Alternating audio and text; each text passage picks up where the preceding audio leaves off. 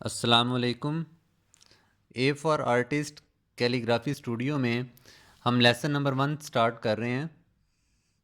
مختصر سا تعارف خطاطی کے بارے میں کرواتا چلوں کہ جو خطوط استعمال ہوتے ہیں لکھنے میں، ان میں خط نستعلیق، خط نسخ، خط ثلث، خط دیوانی، خط رقعہ، خط کوفی، خط تغرا، خط شکستہ وغیرہ ہیں۔ ان کے علاوہ اور بھی رسم الخطوط ہیں جن میں خطاطی کی جاتی ہے۔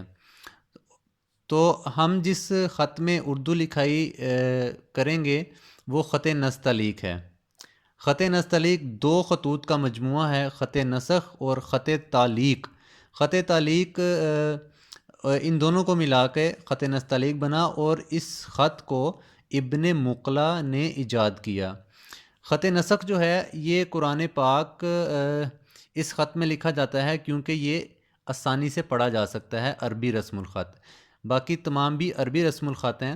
خط ثلث بھی عربی رسم الخط ہے جو کہ بہت زیادہ رائج ہے یہاں پہ ہمارے معاشرے میں۔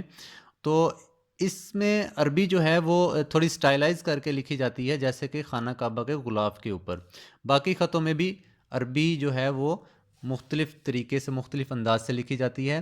اب ہم آتے ہیں اپنی پریکٹس کی طرف کہ ہم نے پریکٹس کیسے کرنی ہے۔ تو جیسا کہ ہر چیز کو سیکھنے کے لیے اس کی بیسکس ہوتی ہیں، تو انشاءاللہ اردو لکھنے کے لیے ہم جو استعمال کریں گے شیپس وہ میں نے یہاں پہ لکھی ہیں، بنائی ہیں۔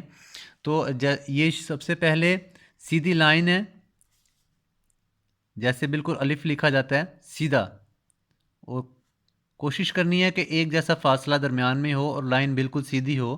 اس کے بعد یہ نون کی شکل کی ایک شیپ ہے، نون ہی سمجھ لیں اس کو، ایک دائرہ نما۔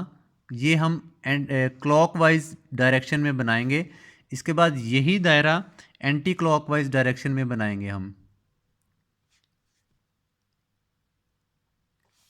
اس کے بعد یہ ایک کرو شیپ ہے جو کہ ہم مد لکھنے میں استعمال کریں گے، اسی ترتیب سے اور ایک جیسے فاصلے کے ساتھ اس کی پریکٹس کی جائے گی۔ اس کے بعد یہ ایک بیج نما ایک شکل ہے، سیڈ شیپ، جس پوائنٹ سے شروع کریں گے اسی پوائنٹ پہ لا کے اس کو ختم کیا جائے گا۔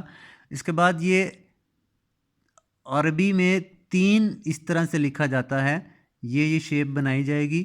اس کے بعد یہ ایک کرو شیپ ہے اس طریقے سے، اور پھر ایک کرو شیپ یہ والی۔ اس طریقے سے ہم ان شیپس کی پریکٹس